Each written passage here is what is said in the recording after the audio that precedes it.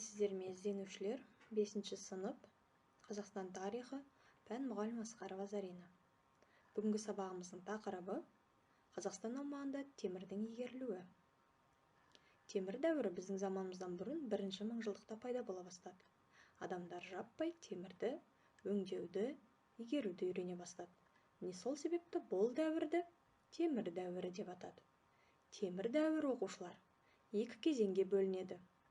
Ерте темір дәуірі, кейінгі темір дәуірі.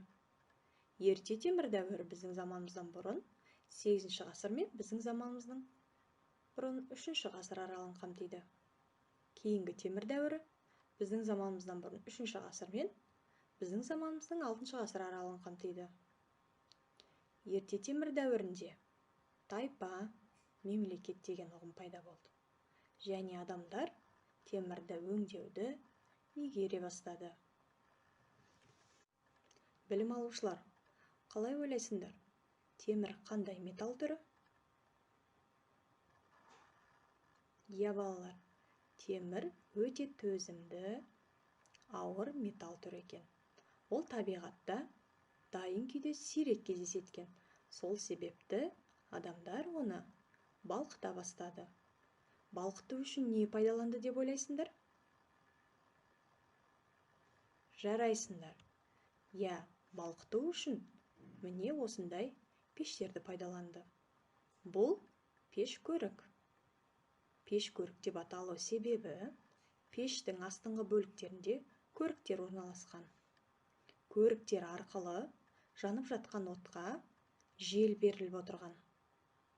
Негізгі пеш арқылы адамдар 1200 градусқа қол жеткізсе, ал пеш көрігі арқылы жел өрлеу арқылы 1530 градусқа дейін қол жеткізген.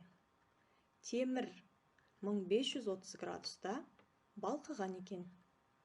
Балқыған темірді балғамен ұру арқылы өздеріне керекті пішінге келтірген екен. Осы пішінге келтіріп, өздеріне қажетті заттарды жасаған. Оқушылар, мына кестеде темір дәуіріндегі шаруашылықтар көрсетілген. Ол металл өндіру, зергерлік өндіріс және мал шаруашылығы. Металл өндірісінде олар темірді балқытып, өңдеген. Зергерлік өндірісінде олар сол ерген балқыған металдан өздеріне қажетті құрал-жабдықтар жасаған. Оқушылар, сіздерге арналған бейнематериал бар. Соны тамашалайық. Дәуірі адамдарының тұрмысын жеңілдетті ме?